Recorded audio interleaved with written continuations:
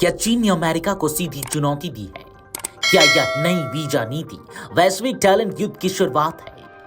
अक्टूबर की शुरुआत में लागू हुआ चीन का नया के वीजा नियम यही सवाल खड़े कर रहा है। जहां अमेरिका के राष्ट्रपति डोनाल्ड ट्रंप ने H-1B वीजा के खर्च को बढ़ाकर विदेशी टैलेंट के लिए रास्ता मुश्किल बना दिया, वहीं चीन ने विदेशी वैज्ञानिकों और टेक्नोलॉजी एक्सपर्ट्स के लिए अपने दरवाजे और भी ज्यादा खोल दिए हैं। यह कदम न सिर्फ अमेरिका की नीति का जवाब माना जा रहा है, बल्कि चीन की नई महत्वाकांक्षी रणनीति का हिस्सा भी है। चलिए पहले आपको समझा देते हैं कि आखिर क्या है चीन का के वीजा। चीन ने अपनी नई नीति के तहत विदेशी युवाओं, खासकर विज्ञान और तकनीक से जुड़े पेशेवरों के लिए के वीजा लागू किया है। यह वीजा उन्हें चीन में काम करने, रिसर्च करने और यहां तक कि स्टार्टअप शुरू करने की भी छूट देगा। के वीजा के तहत विज्ञान और प्रौद्योगिकी में प्रतिभाशाली युवाओं के लिए चीन में आना और काम करना आसान हो जाएगा। उत्कृष्ट युवा वैज्ञानिक परियोजना के लिए अधिकतम आयु सीमा 40 वर्ष और प्रतिभाशाली युवा वैज्ञानिक कार्यक्रम के लिए अधिकतम सीमा 45 वर्ष तय की गई है।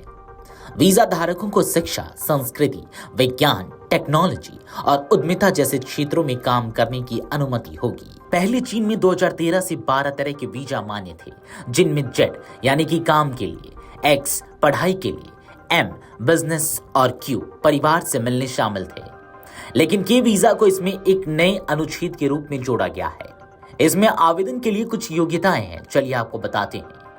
के वीजा के लिए आवेदन करने वाले युवाओं के पास किसी मान्यता प्राप्त विश्वविद्यालय या अनुसंधान संस्थान के स्टेम यानी कि विज्ञान, टेक्नोलॉजी, इंजीनियरिंग, गणित क्षेत्र में न्यूनतम स्नातक की डिग्री होनी चाहिए।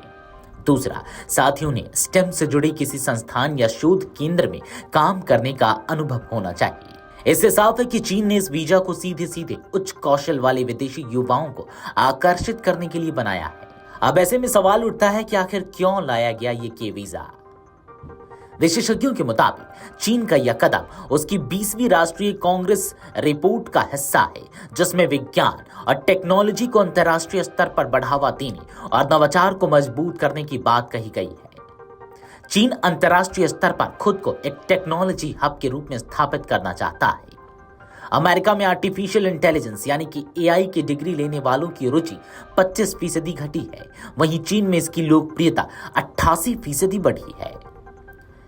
चीन इसे एक मौके के रूप में देख रहा है और दुनिया की बेहतरीन प्रतिभाओं को अपने यहां बुलाना चाहता है। चार्ल्स सन, जो चीन एजुकेशन इंटरनेशनल के निदेशक हैं, वो कहते हैं यह सिर्फ व्यापार का मामला नहीं है, बल्कि दुनिया के सबसे प्रतिभाशाली दिमागों को प्रतिस्पर्धात्मक तरीके से आकर्षित करने का प्रयास है। अमेरिकी नीतियों के कारण विदेशी पेशेवरों के लिए अमेरिका में नौकरी पाना मुश्किल हो जाता रहा है। ट्रंप प्रशासन के नए नियम के तहत H-1B वीजा के लिए कंपनियों को अब $1 लाख तक की लागत उठानी होगी। इससे कई कंपनियां विदेशी टैलेंट रखने से कतराएंगी। ऐसे में चीन का के वीजा एक नया विकल्प बनकर उभरा है। सिंगापुर के प्रोफेसर लियुंग होंग का मानना है कि ट्रंप की कड़ी नीतियों के कारण कई विदेशी चीन का रुख कर सकते हैं। हालांकि उन्होंने यह भी कहा कि के वीजा को अमेरिका के H-1B वीजा का सीधा विकल्प नहीं माना जाना चाहिए।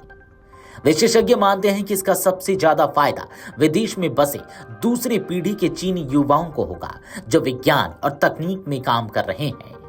अब ऐसे में सवाल उठता है कि क्या के वीजा H-1B वीजा की जगह लेगा? कई विशेषज्ञ मानते हैं कि अमेरिका का H-1B और चीन का के वीजा एक दूसरे के विकल्प नहीं है। अमेरिका का H-1B वीजा नियोक्ता के प्रायोजन पर आधारित है और इसमें शैक्षणिक योग्यता, अनुभव और न्यूनतम वेतन जैसी शर्तें होती हैं। वहीं चीन का के वीजा अपेक्षाकृत सरल और इसका फोकस खासतौर पर रिसर्च, स्टार्टअप और तकनीकी नवाचार पर है।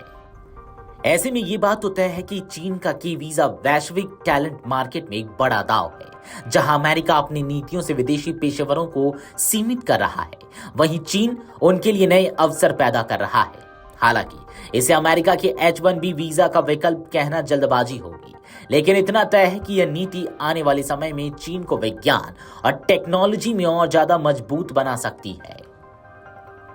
Video desk amarujala.com। अगर आप ये वीडियो YouTube पर देख रहे हैं तो हमारे चैनल को सब्सक्राइब कर बेल आइकन दबाएं और Facebook पर देख रहे हैं तो हमारे पेज को लाइक करें।